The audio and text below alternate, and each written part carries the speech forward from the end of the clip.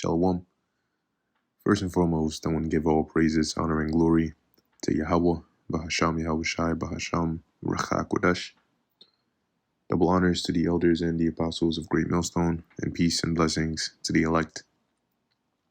And wanted to highlight an article here, but before I go into it, I want to first bring out this precept, which I think is one of the one of the main drivers, right, of why this article is interesting. Because, matter of fact, what I'll do is I'll read the headline and then I'll read the precept, right? So this is from zerohedge.com. It says EU warns citizens to prepare for a nuclear disaster. Okay, and you don't just, this isn't something that's like a prank call, right? You don't just warn people to prepare for a nuclear disaster just for fun or without any cause, right, or any valid reason for concern, because a nuclear disaster is nothing to play with. So now, this is 2nd Ezra chapter 6, verse 28. As for faith, it shall flourish, corruption shall be overcome, and the truth, which hath been so long without fruit, shall be declared. And that is happening now, all right, and it's continuing to expand more and more. Okay, the truth that had been so long without fruit, right? At one point, this knowledge, this truth, the awareness of it and the acknowledgement of it was very little, right? Like it says, have been so long without fruit, shall be declared. But now you're starting to see that not just us, okay, but the world in itself is declaring prophecies. To them, it's current events, right?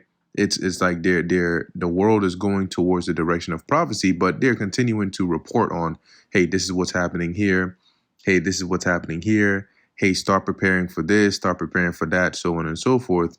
Some people not realizing that all of those are things that have been written aforetime of old and said and prophesied to happen now.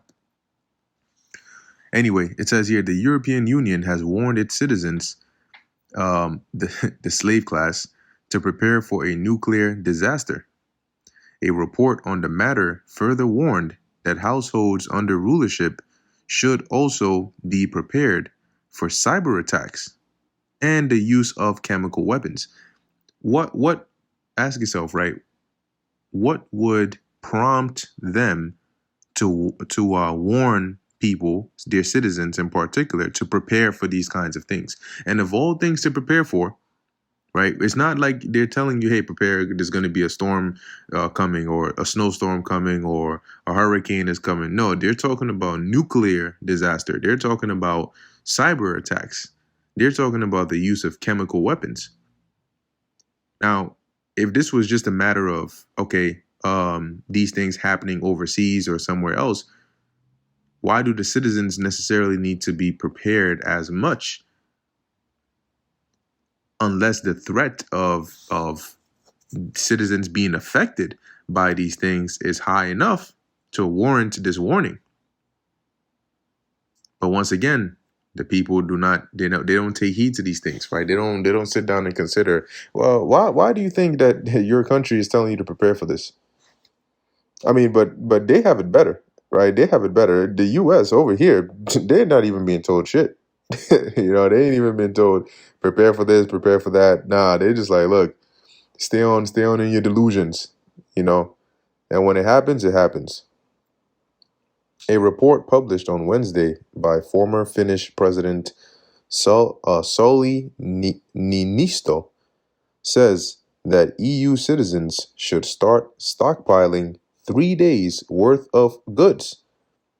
Now, notice it says EU, right? The European Union. It's not like, it's not specifying just one country, or like, the UK, or, France, or no, the European Union.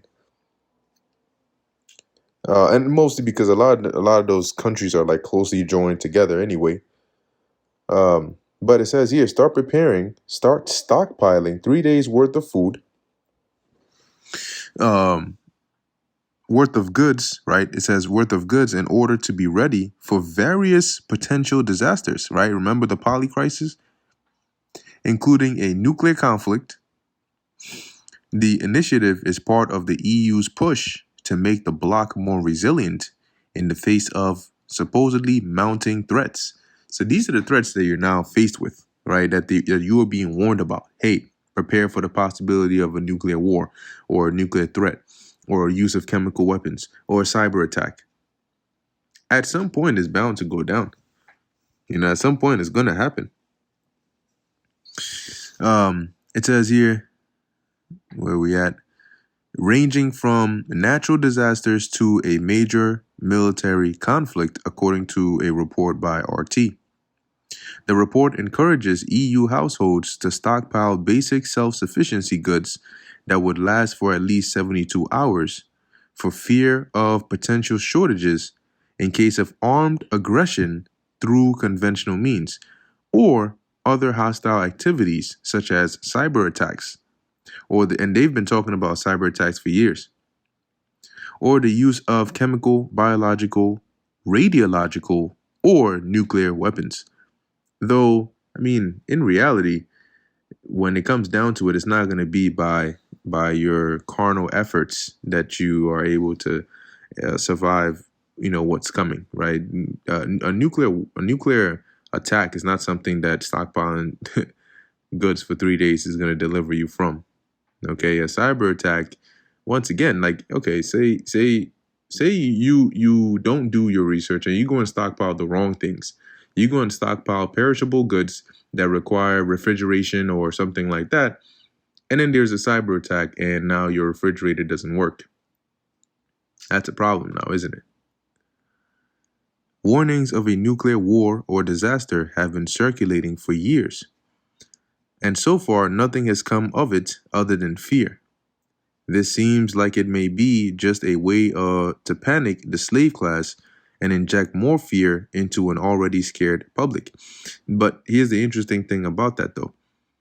Right before the C-19, right before the emic of that happened a couple years ago, there were warnings, there were talks about this. They did put this out there, and then boom, right out of nowhere, it just happened. And that's sort of like the state they want to induce in people, right? Oh, they've been saying this for so long. Yeah. The potential is there. The potential is there. And then suddenly, boom, it happens. And then they can say, well, we were warning you, right? We were warning you about these things getting ready to happen. These things, the possibility of it happening. We warned you to stockpile. We warned you to gather this, that, and the third. Because it's in the books, right? So it's just a matter of time. One click can switch off power grids and plunge whole cities into the dark. And that's the trade-off, right? That's the vulnerability that comes with digitalizing everything, right? Making everything technology based, is that now you introduce this threat of hacking, this threat of being vulnerable to this one click, right? This one click that can switch off your power grid and shut everything down. European Commission President Ursula von der Leyen said at the presentation of the report, because it's one thing, right? Like, let's say we took a scenario where we managed to transport people from an age where life wasn't heavily technology based, right? And we brought them into this time, and then say this cyber attack or this EMP hit.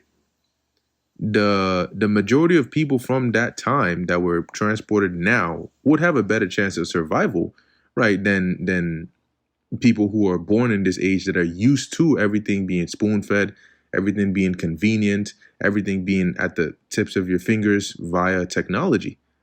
And what that does is it creates that reliance to where people are now becoming incapable of even using common sense. They're so used to having food delivered to their door that they don't know how to cook anymore. And they don't even know how to find food. They don't know what is good for what. They don't know what ingredients can be put together to make X or Y or Z. All they know is how to eat it.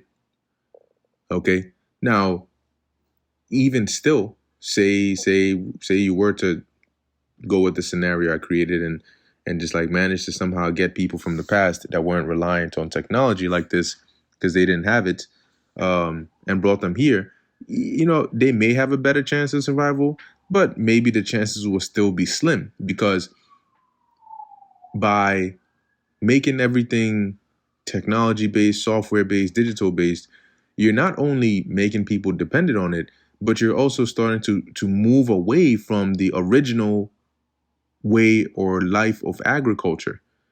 So what that means is centralizing supermarkets, grocery stores, moving away from natural farming, and that means the actual resources themselves, right, for these things are being sort of eliminated, and everything is being lab made, artificially made. So even if you did have this working knowledge of how to live off the land, well, the land is not going to be the land that you can live off of because of how they're making these sweeping changes.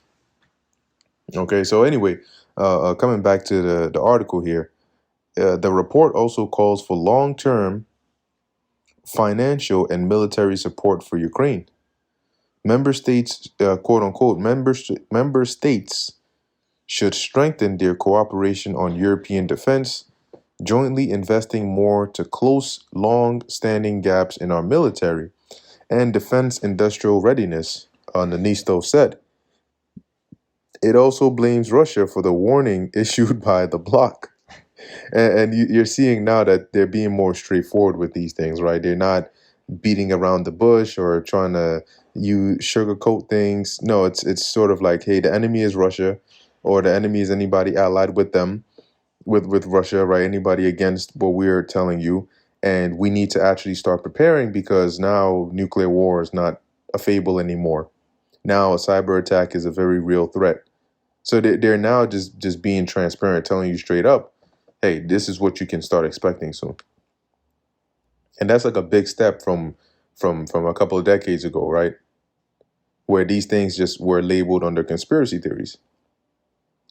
Given the increasing use of sabotage by hostile third countries, this is in quotes by the way, notably Russia, it is an area where internal security and military security are very much interlinked, the report noted. Nanisto also urged to strengthen EU intelligence structures step by step toward a fully fledged EU service for intelligence cooperation.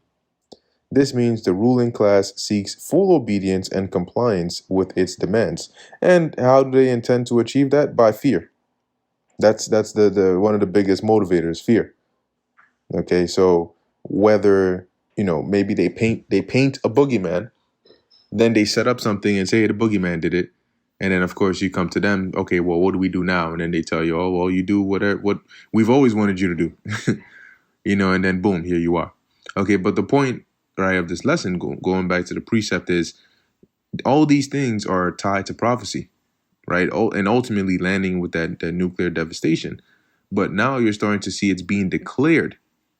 Of all the if you step back in time, some time ago, where to the world the direction of prophecy wasn't clear, then you ask yourself, of all the different routes and ways things could have turned out, how is it that it just keeps on going towards the same direction that you've been warned about by the prophets of the Lord? And it's getting more and more pinpoint accurate the closer and closer it gets to the fulfillment of these prophecies, to the point where it's in denial. It's you can't deny it, unless you're just in denial or you're being delusional. Anyway, Lord willing, that was edifying and informative to the elect. In closing, I want to give all praises, honor, and glory to Yahweh, Bahasham, Yahushai, Bahasham, Racha Kodash, and until next time, Shalom.